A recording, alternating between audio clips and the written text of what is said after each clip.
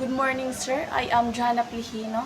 I am here to introduce to you our group, which is the Group 7, and we are here to represent to you our topic entitled The Filipino Grievances Against Governor Wood. Hello, sir. Our group was assigned to discuss about the topic of Filipino grievances against Governor Wood. And I was assigned to discuss the author's background and then the content summary.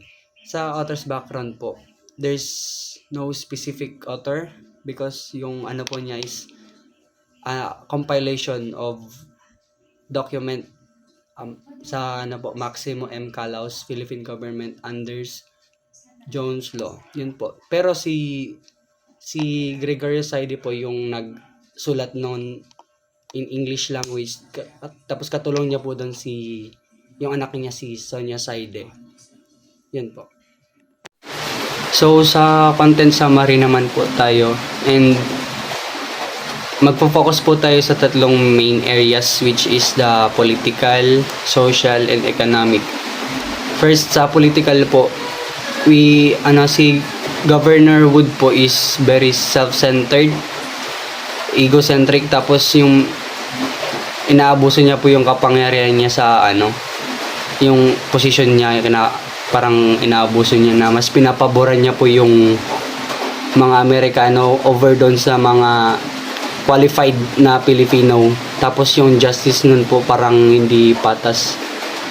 Tapos sa social naman po is yung may kasunduan dati nun yung Pilipino at Amerikano na yung country daw natin is mako-conserve and develop for the benefit of the people, Filipino people.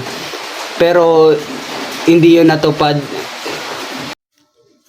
Sa economic naman po is parang may discrimination din pong naganap kasi mas pinapaboran ni Governor Wood yung mga Amerikanong businessman kaysa sa mga Filipino businessman. Kaya yung mga Filipino businessman natin is parang konti lang yung opportunities sa sarili nilang bansa noon. To make it short po, the context of the Filipino grievances against Governor Wood are not simply a list of complaints, but they are a powerful statement of protest shaped by the specific historical context of the time. And yung document po na ito reflects the growing frustration of Filipino under American control, and yung determination po nila is to achieve self-governance and commitment to challenging the legacies of colonialism. For instance po, to give you an analogy of this event, parang yung katulad lang po ito ng Spanish regime, where Rizal used pen to expose Spanish and also to boost the nationalistic spirit of Filipino people. And on our topic, which is the document, Filipino grievances against Governor Wood is also like that because it also exposed through writing but under in the American regime. Aside from that, the document's content reflects the deep-seated grievances of the people and their determination to achieve self-governance. And also, it served as a reminder of the ongoing struggle for independence and the importance of recognizing the voices and aspiration of colonized people. What is the significance of the Filipino grievances against Governor Wood? Now, let's talk about it. Base here, maraming mamamayang Pilipino yung nagpahayag ng kawalang kasiyahan dahil di sila kumbinsido o kampante lamang sa mga patakaran o aksyon ni Governor General Leonard Wood. Dahil bagamat maraming pag-aalala na namamagitan sa isip ng mga Pilipino dahil maraming pag-aalangan sa mga Pilipino ang pagsisikap ni Governor Wood na mapanatili ang kontrol at impluwensya ng mga Amerikano. Ang mamamayang Pilipino po is gusto rin nila ng kalayaan and gusto nila ng pantay na pagtrato. Gusto rin nila na maisakatuparan ang kanilang mga pagpapasya dahil hindi lamang sila umaasa sa mga aksyon ni Wood na kung ano ba yung mga mangyayari.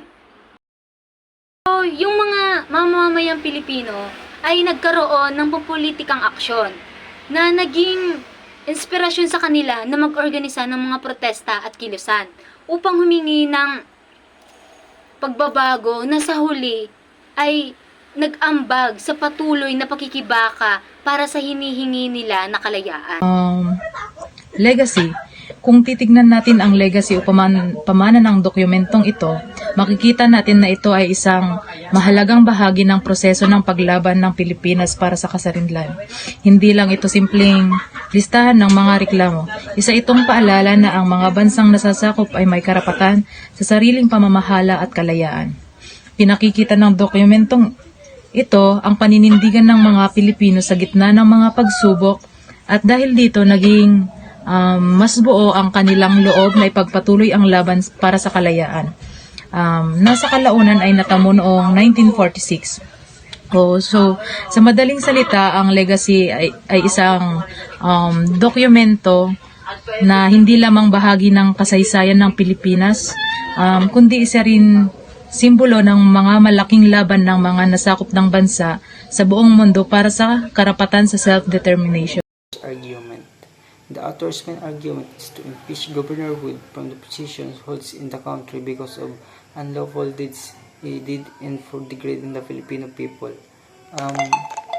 Nais ng mga Pilipino po na patalsikin si Governor Wood sa kanyang pwesto sa kadahilanan pong mga maling aksyon at mga pang-api sa ating kapwa Pilipino po. This is to show that Filipinos should be given the right to lead its own country and not it be controlled by other nation or people.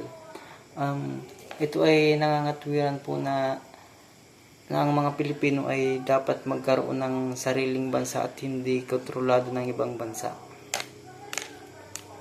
It is to show that Filipino should stand to its principle and values and fight for it. Ito naman sir is ang argumento ay nakatuon sa paninindigan ng mga Pilipino sa kanilang prinsipyo at pagpapahalaga ng at ang kanilang paglalaban. Hi sir, my name is Ronaldine Ababarambuyo and I will discuss the point of view of the author. So, kaya po ginawa ni Zaide yung document na yun para po malaman ng mga Pilipino kung ano po yung mga naging pamalakad ni Governor Wood. Kung bakit po naging against yung mga Pilipino sa mga pamamalakad niya. Katulad na lamang po kasi nung ibinalik niya si Conley, the police chief of the Vice Squad na inakusahan dati na tumatanggap ng mga suhol sa mga gambling lords. So, doon pa lang po is naging against na yung mga Pilipino doon kasi kung bakit po ibinalik ni Governor Wood si Ray Conley, tumatanggap po siya ng mga soul. Then dahil po doon, dahil sa ibinalik ni Governor Wood si Ray Conley is hindi din po pinayagan ni Governor Wood na magkaroon ng investigasyon lalo na kung mga Pilipino po yung mag-iimbestiga. Kaya nag-utos na lang po si Governor Wood ng mga kung sino po ang mag-iimbestiga sa magiging kaso ni Ray Conley. So, after that incident, all Filipinos officials resigned from their position, including the Manila Mayor Ramon Fernandez and Justice Secretary Jose P. Laurel. Isa po sa naging against na mga Pilipino is yung pagiging kurap ni Governor Wood. Kasi po ginagamit niya yung general fund ng Pilipinas or ng gobyerno para po dagdagan yung sweldo ng mga inilagay niya po sa officials na mga taga-America or mga American po. Kasi po nung start po na nag-resign po yung mga officials na sina Jose P. Laurel is mga American na po yung mga pumalit sa governance po that time. So ginagamit po ni Governor Wood yung general fund po or the public fund. Isa lang ay yung mga example lang po yun sa mga naging reason kung bakit po naging against yung mga Pilipino sa papamalakad. So dahil po sa sulat ni Zaide, nalaman po natin yung mga nangyari that time nung sinakop po tayo ng mga Amerika and nagsiserve po yun sa atin ng patunay kung ano po yung naging relasyon ng United States at Pilipinas. Yun lang po. Thank you so much.